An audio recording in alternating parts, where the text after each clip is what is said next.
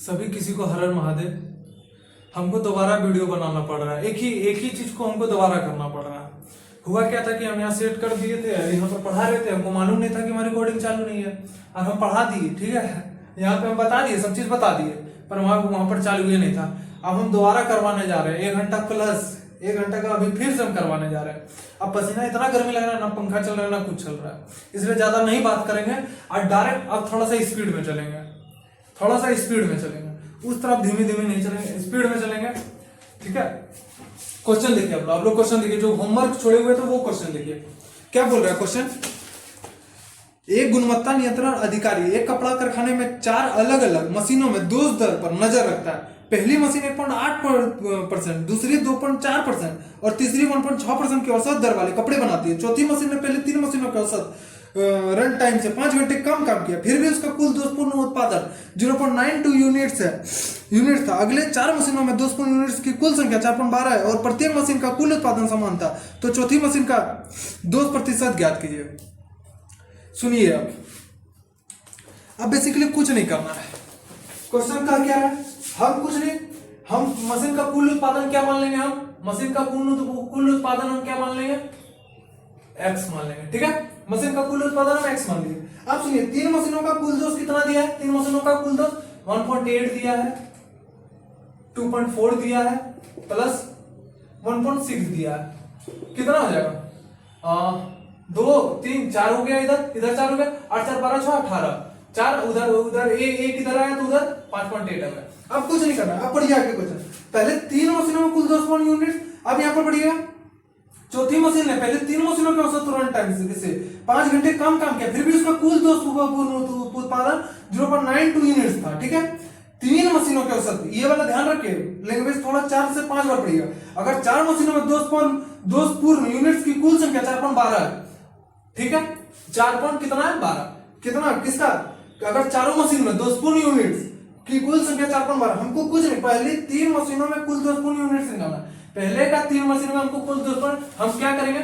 4.12 करेंगे माइनस 0.92 कर देंगे, ठीक है, यही ना जी। हाँ, अब घटाइए, 2 में 2 गया 0, 11 में 9 गया 2, कितना बचा? 3.20। अब हम कुछ नहीं करेंगे। अब क्वेश्चन देखिए, क्या हम सभी मशीनों का कुल उत्पादन x बराबर है, कुल उत्पादन x बराबर है, तो दोषपूर्ण यूनिट्स का अनुपात जो होगा वो 4 मशीनों का जो दोषपूर्ण अनुपात उसके बराबर होगा। तो ये जो दोषपूर्ण यूनिट्स का अनुपात, क्वेश्चन लिख लीजिए कॉपी में, ये जो दोषपूर्ण यूनिट्स का अनुपात होगा चारों, क्या बोलते हैं, चारों चौथा मशीन का दोषपूर्ण यूनिट्स के बराबर होगा। अब सुनिए, हम कुछ नहीं करेंगे। अगर आपको संक्षिप्त में चाहिए, सिलेक्शन में एप्लीकेशन चाहिए, संक्षिप्त में मिलेगा। हम कुछ नहीं करेंगे, हमसे प्रतिशत पूछ रहा है, हम यहाँ पे प्रतिशत बैठाएंगे, 5.8 यहां लिखेंगे, बराबर करेंगे 0.92। हम बता दिए कि चौथे के बराबर है 3.20 कर दिए, ठीक। अब हम कुछ नहीं करेंगे दोस्त, मेरे दोस्त, मेरे भाई, परसेंट यहां लिखो, परसेंट यहां लिखिए, सॉरी लिखो बोल दिए, 0.92 इंटू 5.8 बाय 3.2। आप काटिए इसको, 4 2 32, ये पॉइंट हट जाएगा, ये पॉइंट हट जाएगा, 4 दूनी 8, 1 9 चौथिया 12, 23 आ गया। अब हम यहाँ क्या करेंगे? 23 इंटू 5.8 को अभी पॉइंट को हटाइए, 23 28 बाय 80। अब हम यहाँ पे 24 ले सकते हैं, इसको हम यहाँ पे 24 ले सकते हैं, 23 के जगह हम 24 ले लिए, ठीक है, एक ज्यादा ले लिए। सुनिएगा, अब हम कितना बार में कटेगा?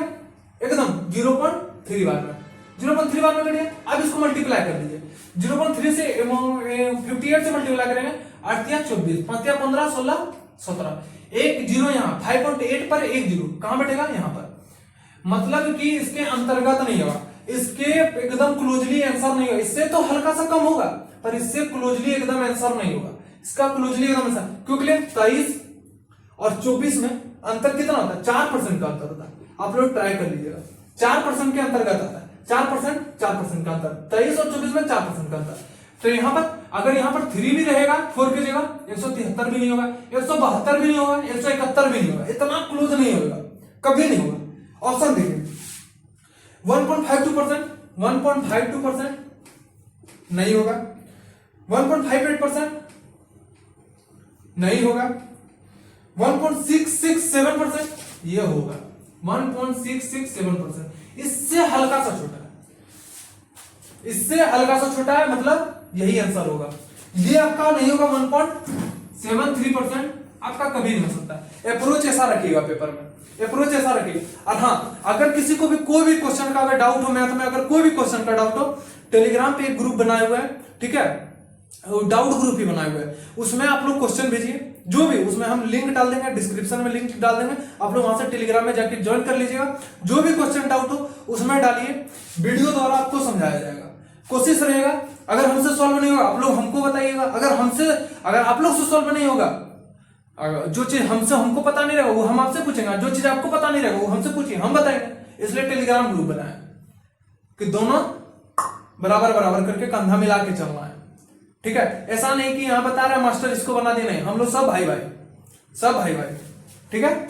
बस अप्रोच ऐसा रखना, यहां पर सिर्फ लॉजिक यहां पर है और सिर्फ लॉजिक यहां पर है, यहां पर बस खेला यहां पर, संक्षिप्त में चाहिए वहां पर जाइए, खेला यहां पर। क्वेश्चन का अप्रोच देखिए, अप्रोच ऐसे रखना, पहले अगर आप इस तरह नहीं कर पा रहे, जैसे बड़ा में किया गया उस तरह बड़ा में कीजिए, फिर इस तरह देखिए कि समझ में आएगा कि हाँ इस तरह हुआ कैसे है, समझे। बस अगला क्वेश्चन देखिए, क्योंकि पहले भी हम क्या बोलते हैं, पहले भी हम गर्मी में जा चुके हैं। अगला क्वेश्चन, थोड़ा सा स्पीड में चलेंगे, आप चल रहा है ना। हे प्रभु, पूरा सतवा मेरा भिज गया। अगला क्वेश्चन क्या कर रहा है, एक व्यक्ति अपनी आय का 35% म्यूचुअल फंड में, 25% फिक्स्ड डिपॉजिट में और शेष आवर्ती जमा में, मतलब रिकरिंग डिपॉजिट में, ठीक है, निवेश करता है। 2 वर्ष के बाद म्यूचुअल फंड में 20% फिक्स्ड डिपॉजिट में, 10% और आवर्ती जमा में, वही रिकरिंग डिपॉजिट में 15% की वृद्धि होती है। अगर उसकी कुल आय ₹160,000 है तो 2 वर्षों के बाद उसके पूरे निवेश पोर्टफोलियो पर कुल प्रतिशत रिटर्न क्या होगा। सुनिए क्या बोल रहा है, म्यूचुअल फंड में कितना, 35%, कुछ नहीं, जैसे बता रहे वैसे खाली। म्यूचुअल फंड में कितना, 35%, ठीक है, और फिक्स्ड डिपॉजिट में 25%, और रिकरिंग डिपॉजिट देखिए क्या बोला है, शेष सबको मालूम है, 30-20-50, 30-20-50, 5-5-10, 5-5-10, 50-10, 60, 100 में 60 घटाइए कितना हुआ, 40, मतलब रिकरिंग डिपॉजिट में 40। अब हम कुछ नहीं करें, 5 से काटिए, 5 से 35, 25, 5 40। आगे क्वेश्चन पढ़िए, हमको कुछ नहीं करना। यहाँ पर क्या बोला, म्यूचुअल फंड में 20%, म्यूचुअल फंड में कितना, 20%, म्यूचुअल फंड में 20%, हम यहाँ कुछ नहीं करेंगे, 7 × 20 करेंगे, ठीक है। अब क्या बोल रहा है, फिक्स्ड डिपॉजिट में 10%, 5 × 10 करेंगे, प्लस और आवर्ती मतलब रिकरिंग डिपॉजिट में कितना बोल रहा है, 15%, 8 × 15 करेंगे। अब हम इस तरह लिख सकते, अब इसको हम यहाँ पर नीचे लिख सकते हैं, 7 + 5 + 8, ये सब मन में करने वाला बात है, हम यहाँ पे सिर्फ बता रहे लिख के, मन में कीजिएगा ये सब मन में करने वाला। 7 दूनी 14, 140, 10 × 5 50 प्लस 15 × 120, यहाँ पर कुल जोड़ने पर कितना हो जाएगा, 8 × 12, 8 + 13, 13 × 7 20, ठीक है। 1 0 1 0 1 0 सबका हटा दिया, अब जुड़िए, 10 10 20, 5 4 9 2 11, कितना हो गया, 31, 31/2 कितना हो जाएगा, 2 × 2 2 × 5 10, 15.5% आपका आंसर। मुंह जमा नहीं करना, मुंह जमा कुछ नहीं, 35 25, हाँ गया, 5 7 8 गया, हम करेंगे इतना आ जाएगा, इतना आ जाएगा, इतना आ जाएगा, मन में माइंड को पूरा खाली रखिएगा, माइंड को पूरा खाली, कुछ नहीं, माइंड को पूरा खाली। अगला क्वेश्चन, टाइमिंग तभी बच सकता है जब टाइमिंग को आप लेकर चलिएगा, ठीक है। बहुत दिमाग लगा के, अभी देखिए ना, अभी कैसा घुमाना क्वेश्चन दिया है, माथा पागल कर देगा। अभी कैलकुलेशन वाला क्वेश्चन देखिए कहां, अगला क्वेश्चन देखिए हम लोग क्या बोल रहे हैं क्वेश्चन। एक ठेकेदार ने अनुमान लगाया कि एक परियोजना की लागत 5 लाख है, हाँ 5 लाख होगी। उसने लागत का 60% सामग्री, 25% श्रम और शेष आकस्मिक व्यय पर खर्च करने की योजना बनाई थी। हालांकि देरी के कारण सामग्री लागत में 12.5%, श्रम लागत में 10% की वृद्धि और आकस्मिक व्यय में कोई बदलाव नहीं आया। नई कुल लागत क्या है, हमसे ये पूछ रहा है, हम कुछ नहीं करेंगे। क्या बोल रहा है, 60% सामग्री में, कितना 60% सामग्री में, 25% श्रम में, 25% श्रम में। और क्या बोल रहा है, शेष आकस्मिक व्यय पर, शेष आकस्मिक व्यय पर 60 70 80 85 85 में 100 घटाएगा, 100 में अगर 50, ये दोनों को जोड़ना है, 60 70 80 85, 100 में 85 घटाए, 10 में 5 गया, 5 9 में 8 गया, 1 15। अब इसको हम काटेंगे 5 से, 12 25 25 5 दिया 15, ठीक है। अब सुनिए क्या बोल रहा है, वैसे ही करना है, वैसे ही अप्रोच वैसे ही रखना है, तो सिर्फ लास्ट में हल्का सा चेंज होगा और कुछ नहीं। देखिए सामग्री लागत में 12.5%, अब हम यहाँ पर क्या करेंगे, 12 इंटू 12.5% कर सकते हैं, एकदम बिल्कुल कर सकते हैं। श्रम लागत में 10%, श्रम लागत में कितना 10%, हम यहाँ लिख दिए। अब क्या बोल रहा है, और आकस्मिक व्यय में कोई बदलाव नहीं आया, कोई बदलाव नहीं आया दोस्त, कोई बदलाव नहीं आया। जैसे हम अगर पहले बिगड़े थे, हमको सब समझा रहा है, हमको सब समझा रहा है, हमारा कोई, हम कुछ बदले नहीं, तो लोग हमारा वैल्यू देना छोड़ देगा। वैसे सुनिए इसका कोई बदलाव नहीं आया, मतलब इसका वैल्यू कम हो जाएगा, मतलब ये 0 के बराबर। तो यहाँ पर 3 into 0, इसका वैल्यू कुछ नहीं होगा। अब हम कुछ नहीं करेंगे, अब यहाँ पर हमको सारा जोड़ देना नीचे में, वैसे ही करना है, बस खेला यहाँ पर है, इसको समझ जाइएगा। यहाँ पर कितना आ जाएगा, 12 पंचे 60, 0 हाथ में 6, 12 दूनी 24, 6 30, 12 3 15, मतलब 150 आ जाएगा। ये इसे मुंह जमा नहीं करेगा, 5 10 50, यहाँ पर 0। अब कितना हो जाए, 12 5 17 3 20, काटिए एक 0, 15 5 20, 2 से काटिए 10%, आपका 10%। अब क्या बोल रहा है, नई कुल लागत क्या है, कुल लागत। अब हमारा कुल लागत क्या था, परियोजना की लागत 5 लाख होगी, हमारा लागत, नई लागत, कुल लागत क्या, हमको यहाँ पर वृद्धि देना है, उसको वृद्धि देना है, हमको क्लियर होता है, उसको वृद्धि देना है, हम कुछ नहीं करेंगे। यहाँ पे 5 1 2 1 2 3, अब 10% में वृद्धि होगा तो 11/10 लिखाएगा, यहाँ पर काटेंगे 11 बचे 55, 1 2 3 4 को 0 उतार दीजिए, प्रेम मन से लिख दीजिए आंसर। बस यहां पर इसको समझना है और यहां पर इसको समझना है, बस और कुछ नहीं है क्वेश्चन में। भाई मेरे टाइम मैनेजमेंट के साथ अगर टाइम आपको बचा के चलना तो इसे क्वेश्चन अप्रोच आपको रखना पड़ेगा, चाहे जो हो जाए। अगला क्वेश्चन,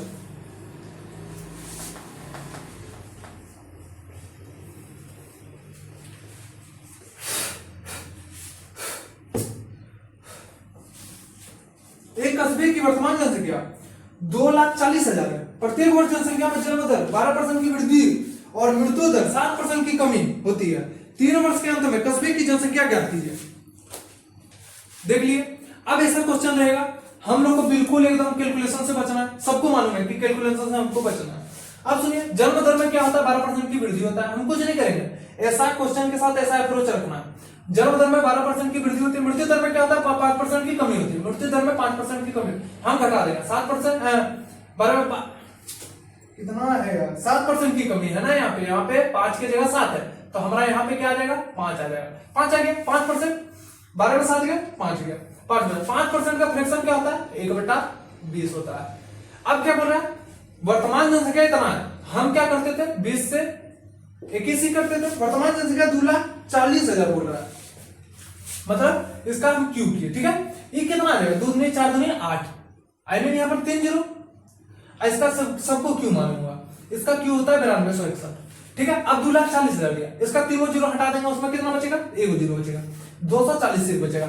अगर 2,40,000 में हटा दिए 3 जीरो, कितना बचा, 30। अब हम डायरेक्ट कुछ नहीं करेंगे, 3 का मल्टीपल करके चेक करेंगे, ऑप्शन में 3 का मल्टीपल नहीं होगा, 3 का मल्टीपल हम कुछ नहीं करेंगे, यहाँ गुना कर देंगे, 3 का 3 6 18 3 6 7 9 27, 27 83 जीरो जो होगा आंसर वही आपका आंसर।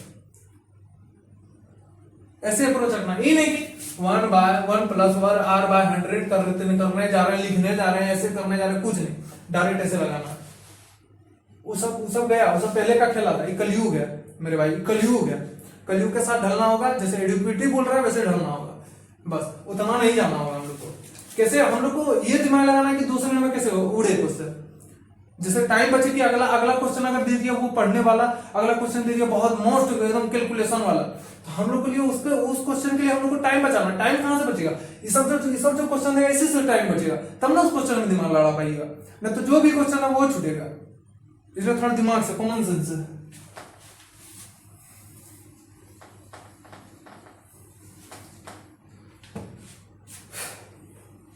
अगला क्या बोला, ए बी से 20% अधिक है, बी सी से 30% अधिक है, सी डी से 10% कम है, डी ई से 30% कम है, ए ई से कितने प्रतिशत अधिक या कम है? अब बताइए आप लोग का अप्रोच कैसा रहेगा? जो गगन सर बताएं ऐसे बताएं, ए से बी, बी से सी से डी, डी से ई, इसको काट दिए, इसको काट दिए, ए ई का ले लिए, ठीक है। अब हम ऐसे नहीं करने जाएंगे, हम ऐसे नहीं करेंगे, हम ई को मान लिए 100, वो पता नहीं कैसे निकाल दिए प्रोफिट, हमको समझ में नहीं आया। आप लोग बताइए, क्वेश्चन में हमारा कंफ्यूजन है, हम ई को मान लिए 100, ठीक है। अब ई से हमको ये पड़ जाना है, ई से हमको ये पड़ जाना है, हम ए का निकाले, ठीक। क्या बोल रहा है? डी ई से तक हम यहाँ पर 100 इंटू कर दिए, 30%, डी से 30% कम है। अब यहाँ पे 100 किसे है, अब वो सुनिएगा, यार क्या बोल रहा है? डी ई से 30% कम है, आई मीन ये 70, ये 100 हो जाएगा। अब अगर ई बाय डी निकालने जाएंगे क्या हो जाएगा? ई तो 70 नहीं होगा, ये तो ई मेरा 100 हो जाएगा, मतलब डी बाय अगर ई निकालने जाए तब ना मेरा 70 बाय 100, मतलब डी मेरा 70 होगा, ई मेरा 100। वैसे यहाँ पर 100 है, आप लोग ये समझ लीजिएगा, ठीक है। क्योंकि 1 घंटा पहले लॉस हो चुका था, वीडियो रिकॉर्डिंग नहीं हुआ था, इसलिए थोड़ा स्पीड में, ठीक है, क्योंकि हमारा भी टाइम पार हो रहा है। क्या बोले ना, 70% हुआ। अब क्या 10% कम है, 90% लिखे, सिर्फ वहां पर फोकस है, 30% अधिक है, 130% लिखे। अब क्या, अरे इंटू 20% अधिक है, 20% लिखे। अब कुछ नहीं करेंगे मेरे भाई, 100 से काटिए, 100 से, 00 एगो 100 गया, 00 एगो 100 गया, ठीक। 9 7 63 इंटू 13 इंटू 12 बाय 100 की। अब कुछ नहीं कीजिए, हम पहले इसका मल्टीपल जितना भी जहां से भी आएगा मल्टीपल हम ऑप्शन में चेक कर लें, अगर नहीं हो तो हम डायरेक्ट हम दोनों को गुना करके ऐसे दोनों को पहले गुना करके फिर से फंस जाएगा। जो आसान हमको इजी लगे उससे अप्रोच मानना है। 33 39 63 78 63 78 ना होता है, 33 39 63 78 78 3 81 819 12 78 से 8 में 12 10 22 22 दो हाथ में 2 12 ठीक 96 2 98 98 100 यहाँ पर सुनना तो यहाँ पर 98.28 हो गया, 98.28। अब ई को कितना माने थे 100, ई को माने थे। अब यहाँ क्वेश्चन में देखिए क्या बोल रहा है, ई ए से कितना अधिक, कितना प्रतिशत अधिक या कम है, ई ए से, इसलिए ई माने हम 100, इसलिए ई माने हम 100, ठीक है। अब देखिए ई हम 100 माने 100 98.28, 10 में 8 गया 2, 9 में 2 गया 7, 9 में 8 गया 1.72% लॉस होगा, ठीक है, लेस होगा। वहां पर मोर ऑप्शन में आ रहा है, हम वही कंफ्यूज है कि भाई मेरे अगर आप लोग का आंसर अगर सही आता है तो हमको भेजिएगा, उसमें क्या बोलते हैं टेलीग्राम पे, टेलीग्राम हम भी देखें कि ऑप्शन में क्या है, साला हमारे पास लॉस आ रहा है, वहां पर मोर लिखा हुआ है कि ऑप्शन गलत है या फिर हम गलत निकाल रहे हैं। ये चीज आप लोग जरूर वेरीफाई कीजिएगा, ठीक है, क्योंकि अगर हमसे गलती होता है तो आप लोग बोलिए, आपसे गलती होता तो हम बोलेंगे पक्का। तो ये दोनों में होना चाहिए, थोड़ा सा मेल भाव तो होना चाहिए ना, ठीक है। तो इस तरह निकालना है क्वेश्चन, उस तरह में करने नहीं जाना है, थोड़ा सा फंस जाइएगा, इस तरह में करना है, फंसिएगा नहीं इस तरह में, ठीक। ओके, कैलकुलेशन से बचना है, जितना बच सकते हैं कैलकुलेशन से। अगला अगला रीड कीजिए क्वेश्चन, अगला अगला अगला अगला अगला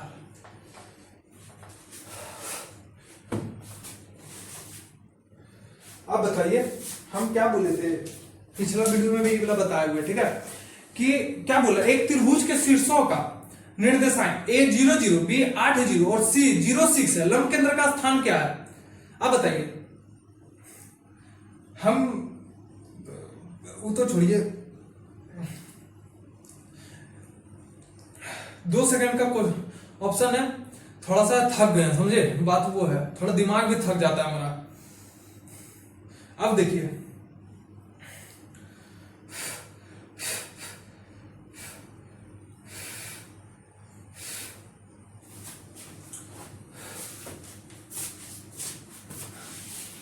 क्या बोला, A 00, देखिएगा आंसर सिर्फ ऑनलाइन में, सिर्फ समझिएगा आप लोग और कुछ नहीं। B 80 C 06, ठीक है।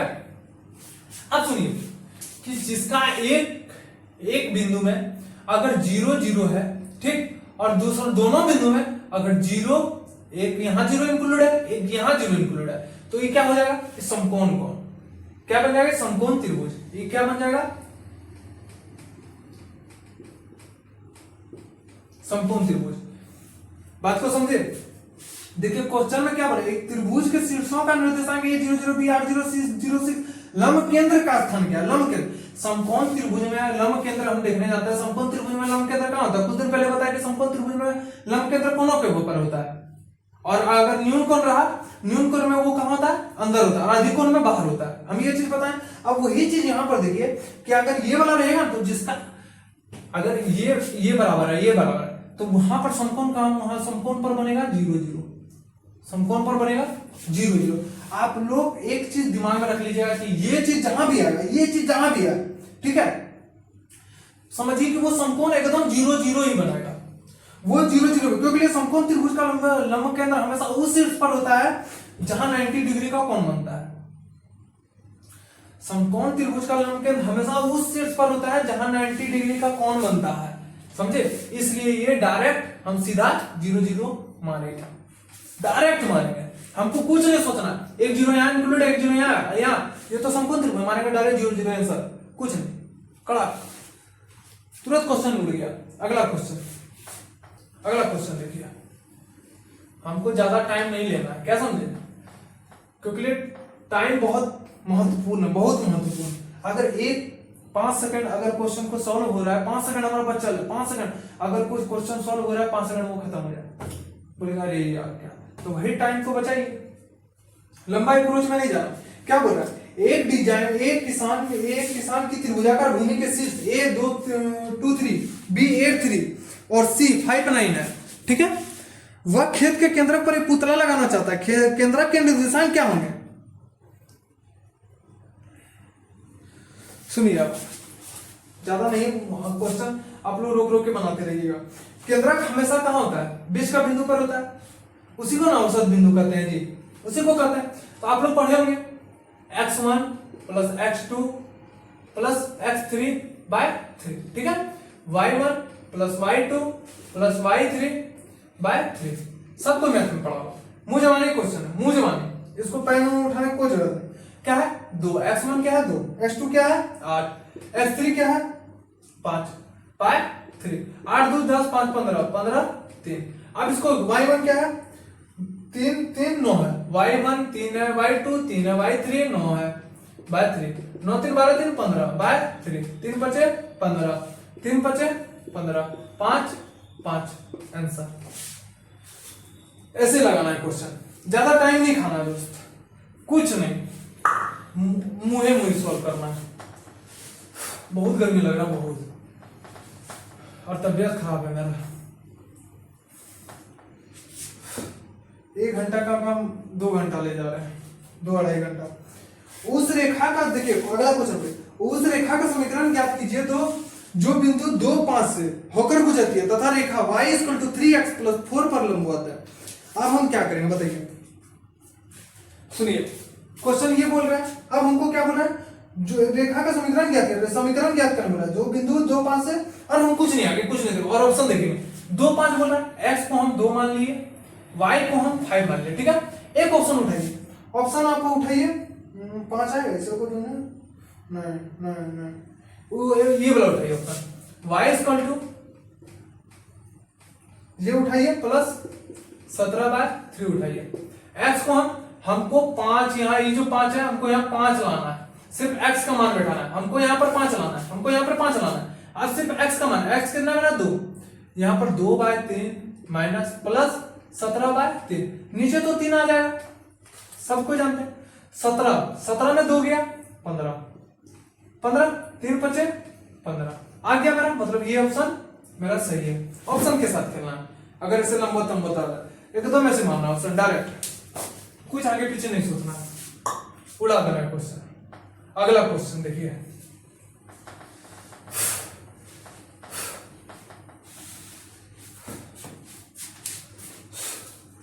अगला क्वेश्चन देखिए, तब हम पसीना तसीना पूछते हैं बॉल। अभी तो सब बचले है क्वेश्चन में, मेन तो क्वेश्चन अभी बचले है जी।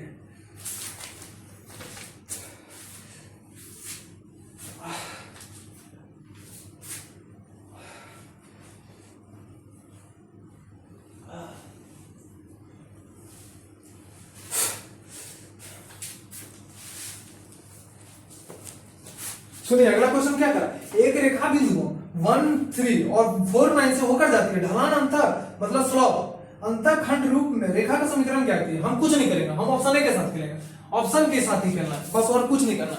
ऑप्शन के साथ खेलना है दोस्त मेरे भाई, मेरे ऑप्शन के साथ खेलना है, ठीक। x को हम मान लिए 1, y को मान लिए हम 3, ठीक है, और एक x को मान लिए हम 4, y को मान लिए हम 9, ठीक है। सुनिएगा कि कैसे अप्रोच रखना है एग्जाम में। अब क्या होकर हो जाती है तो ढलाने का।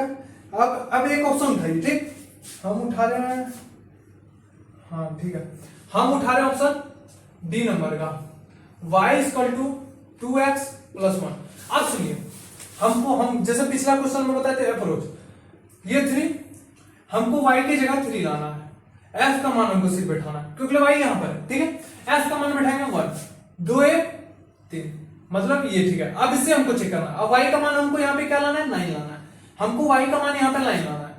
अब यहाँ पे हम x का मान यहाँ पे 4 रखेंगे, 4 दूनी 8 8 1 9 मतलब बराबर, मतलब ये आपका ऑप्शन करेक्ट। अगर और एक बार और अगर ऑप्शन के साथ नहीं खेल सकते हैं, और ऑप्शन के अगर साथ नहीं खेल सकते, सुनिए कितना 4 है, ये है, हम कुछ नहीं करेंगे, 4 में से x का अंतर हम निकाल रहे हैं, ये क्या निकाल रहे हैं x का अंतर, 4 में से 1 गया 3, y का अंतर आप निकालेंगे 9 में 3 गया 6, ठीक है। अब स्लोप m निकालने के लिए हम क्या करते हैं, स्लोप m निकालने के लिए क्या करते हैं, y/x करते हैं, ठीक है। 6/3 कर दिए, 3 दूनी 6, 2 आ गया मेरा, 2 आया। अब क्या है कि हमारा जो x के बगल में 2 रहेगा वही हमारा आंसर हो जाएगा, क्योंकि स्लोप m जो होता है वो सिर्फ x के बगल में बैठा रहता है, ये जान लीजिएगा, ठीक है। ये सब आप लोग संक्षिप्त में जाकर वहां पढ़ना, वहां का जाके देखिए 2x जो ऑप्शन में होगा वही मेरा ऑप्शन, एक ही ऑप्शन में वही मेरा ऑप्शन आंसर, डायरेक्ट मानना। 2 अप्रोच और भी अप्रोच है, 3-4 अप्रोच और है इसमें, दुइयों को बनाइए, दुइयों को बहुत है, ठीक है। अगला क्वेश्चन आप लोग रोक के नोट कर लीजिएगा, ठीक है।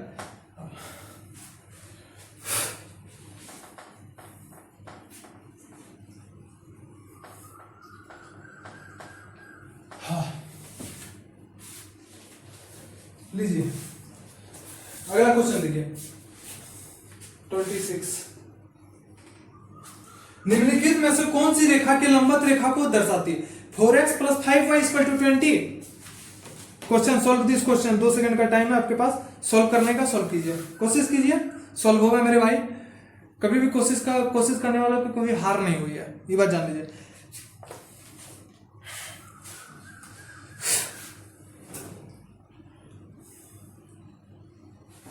सुनिए अब हम बताते हैं, अब हमको कुछ नहीं, यहां तो अगर ये वाला क्वेश्चन पूछेगा कि लंबवत रेखा दर्शाती है, जैसे हमसे ये वाला पूछेगा, हमको एकदम अप्रोच एकदम इसमें तगड़ा रखना है। हमको क्या बोला है 4x + 5y = 2।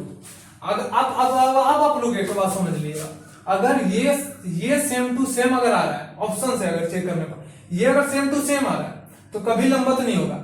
देखिए जब भी रेखा अगर बराबर आता है तो वो क्या होता है, समांतर होता है। ये बात ध्यान रखिएगा कि जब भी रेखा बराबर आता है तो वो समांतर होता है, कभी भी लंबवत नहीं होता है, कभी नहीं लंबवत होता है। इसलिए ये अगर सेम टू सेम आ रहा है तो वो गलत होगा। अब हम कुछ नहीं, ये क्वेश्चन के पीछे अप्रोच कैसा रखना है, अगर लंबवत रेखा वाला ये सब पूछेगा तो हमको कैसा रखना है, हमको सिर्फ y के बगल में 5 है, 5 को उठा के यहाँ पटकेंगे, 4 है x के बगल में 4 है, 4 को उठा के y के पास पटकेंगे। अब प्लस को उठा के पटकेंगे माइनस में, वही मेरा आंसर होगा, ये सेम टू सेम आंसर नहीं होगा वही। अब ऑप्शन चेक करिए, एक ऑप्शन दिया y = -4x/5 + 1। यहां पर क्या होगा 5y - 4x + 5, ठीक है। अभी इधर चलेगा 5y + 4x = 5, क्या ये आंसर होगा, नहीं होगा। सेम टू सेम आ गया जी, वही वाला सेम टू सेम आ गया, नहीं होगा। हमको बस इतना चेक करना है, ये नहीं होगा। अब दूसरा ऑप्शन देखिए y = 5x/4 - 3, 4y = 5x - 12। अब सुनिए 4y लिख दिए -5x = 12। आप बताइए अब चेंज है या नहीं, होगा या नहीं आंसर, आप ही लोग बताइए, हो गया या नहीं बोला तो मतलब हमारा ये ऑप्शन सही है। ऐसे इस क्वेश्चन के पीछे ऐसे अप्रोच रखना है, ज्यादा टाइम नहीं बर्बाद करना है, ज्यादा टाइम ये सब क्वेश्चन में जितना टाइम बचाइएगा उतना आगे चले, उतना आगे वाला जो क्वेश्चन आएगा, जो डिपली क्वेश्चन आएगा उसमें थोड़ा सा तो टाइम देना होगा। इससे बढ़िया कि ये सब क्वेश्चन को हम तुरंत मार के उड़ा दें, उस सब क्वेश्चन में थोड़ा सा टाइम मेरा बच जाए। इस समय ऐसे अप्रोच करना है बस। अगला क्वेश्चन,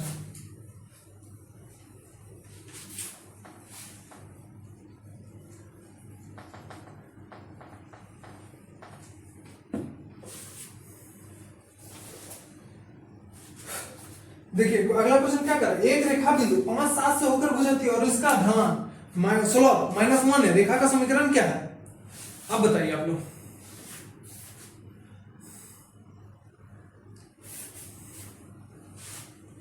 सुनिए, ये जो बोल रहा है 5, 7 से होकर गुजरती है, -1 का मतलब क्या होता है?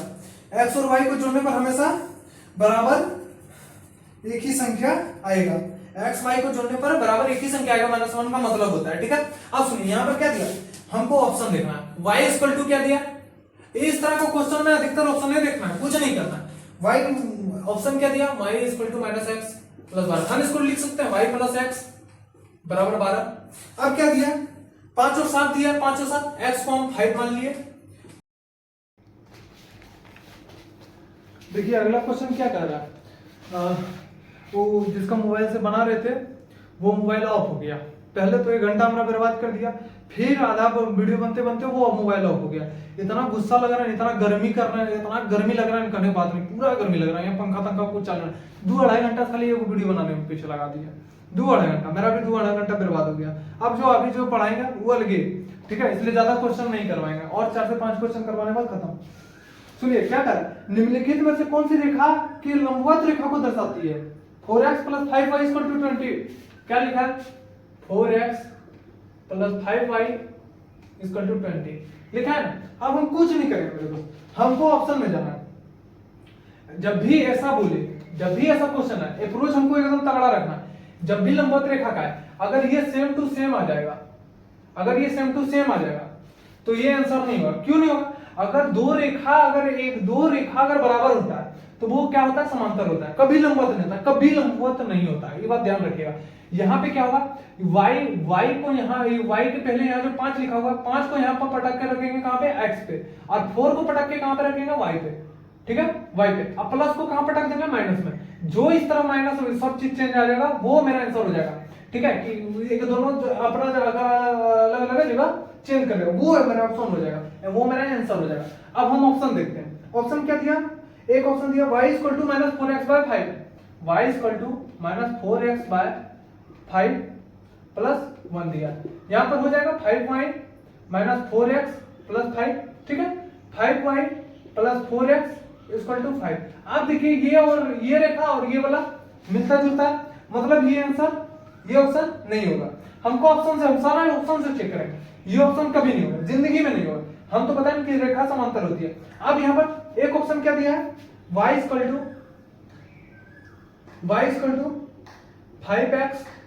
5x/4 - 3 दिया।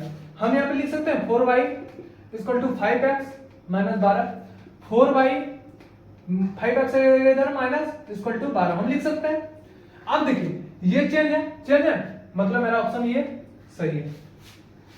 हमको इस सब क्वेश्चन के पीछे इस तरह का लॉजिक रखना है, ज्यादा हमको नहीं जाना है, हमको ज्यादा नहीं जाना, गहराई में नहीं जाना है, हमको बस ये सब क्वेश्चन के पीछे इस तरह का लॉजिक रखना है। ठीक है, आगे का क्वेश्चन, दो मोबाइल चेंज किया है, ये वाला मोबाइल में अलग अलग अलग कलर दिख रहा होगा, ठीक है।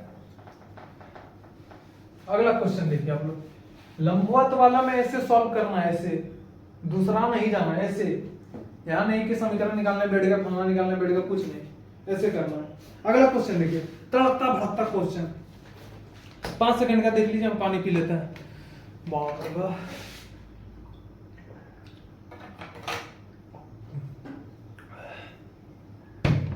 क्या बोल रहा है, एक व्यापारी ने 120 वैज्ञानिक कैलकुलेटर खरीदे, जिनमें से 50 की कीमत ₹625.50 प्रति कैलकुलेटर और बाकी की कीमत ₹712.80 प्रति कैलकुलेटर थी। माल की खेप में देरी के कारण उसे कुल खरीद मूल्य पर 6% अतिरिक्त भंडारण लागत चुकानी पड़े। उसने 40 सस्ते कैलकुलेटर 15% लाभ पर है और बाकी 10% हानि पर बेचे, सभी महंगे कैलकुलेटर 12% लाभ पर बेचेगा, उसका कुल लाभ या हानि प्रतिशत क्या था। ये क्वेश्चन ऐसा है कि मतलब अगर इसको सॉल्व करने जाना मतलब कि कैलकुलेशन में बहुत तगड़ा फंसाएगा, बहुत तगड़ा।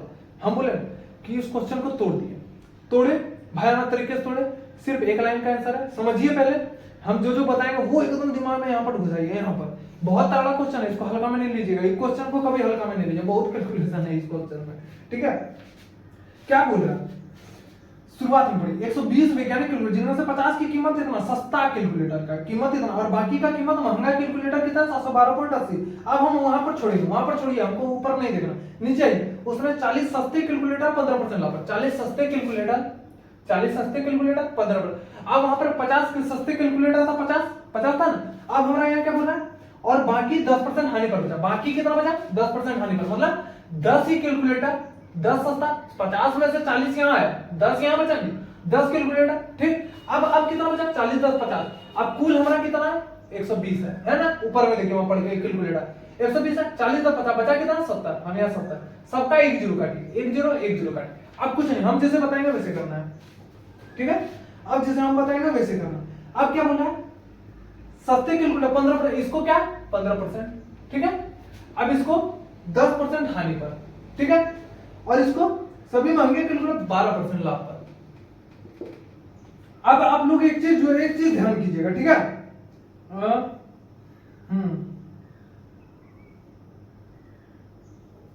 देखिए आप लोग एक चीज ध्यान कीजिएगा, क्या जानते हैं, ये मेरा 12% है, 12 हमारा सबसे भारी लाभ, हमारा सबसे बड़ा लाभ तो यही है, कभी भी लॉस आंसर मेरा नहीं होगा, कभी भी मेरा लॉस आंसर नहीं होगा।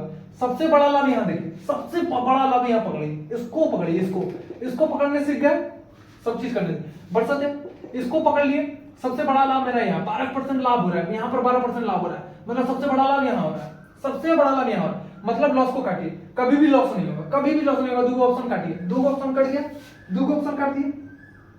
अब सुनिए, अब हम जो बताएंगे कि 7, अब हम जैसे बताएंगे उसको समझने की कोशिश कीजिएगा, हम सिर्फ कैलकुलेशन में नहीं फंसने के कारण ही बता रहे हैं। सुनिए कि 7 आम ₹12 में खरीदे, ठीक।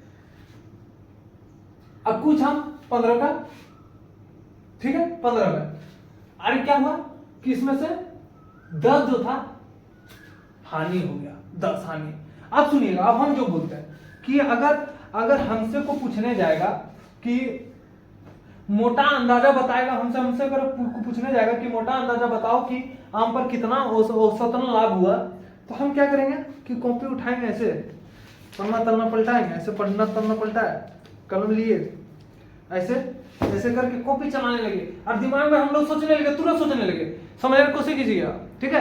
हम लोग कॉपी तुरंत चलाने लगे, तुरंत सोचने लगे कि दिमाग में ये सोचने लगे कि सबसे ज्यादा आम तो 7 आम ₹12 के लाभ पर बेचे हैं। हाँ, ये मतलब तो दिमाग में चला है कि सबसे ज्यादा आम तो 7 आम तो ₹12 में बेचे हैं, और कुछ आम तो ₹15 तो बड़े लाभ पर ही बेचे हैं, ठीक है, बड़े लाभ पर बेचे हैं। ये चीज तो चलेगा मन में, पर हाँ ये भी चलेगा कि और एक आम जो छोटका आम जो था, जो छोटे में गया, वह तो बहुत छोटा सा हिस्सा था, बहुत छोटा सा हिस्सा था।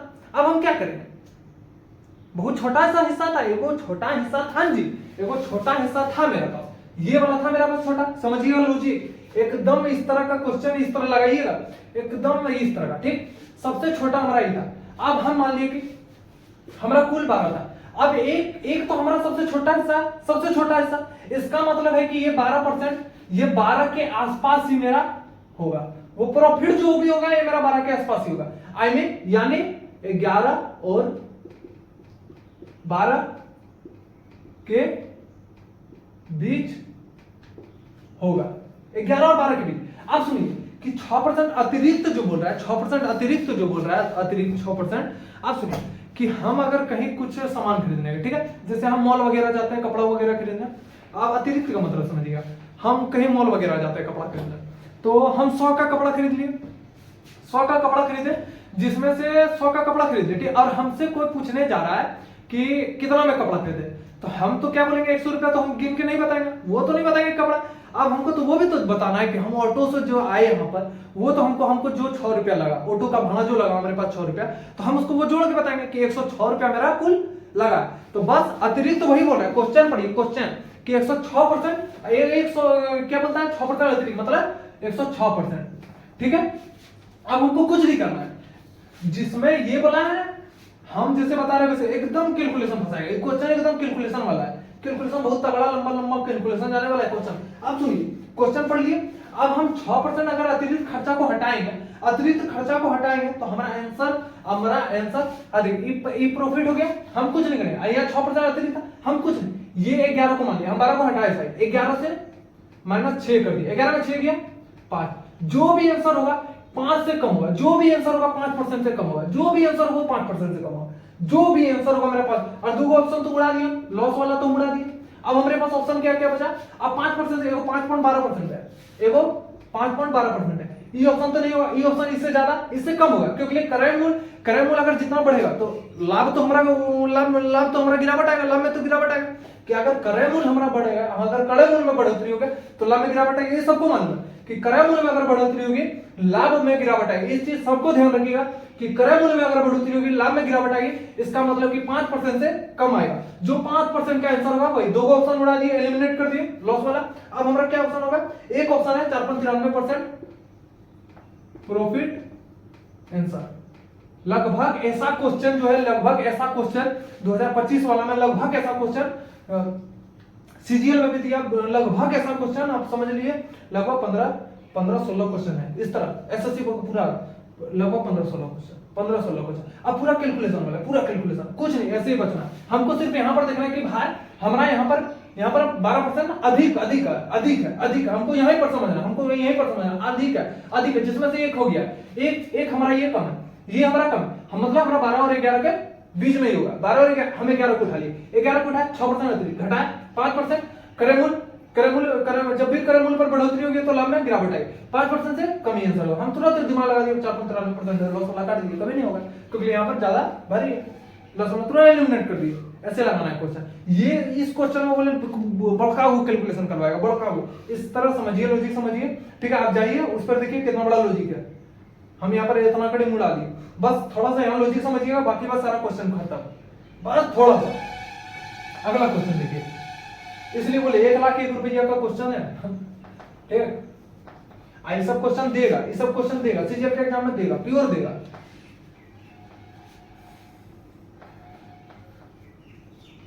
उसको तो वहां पर छाटना है ना, कैलकुलेटिव देगा, वो तो डालेगा, जिसके पास दिमाग हो जाएगा।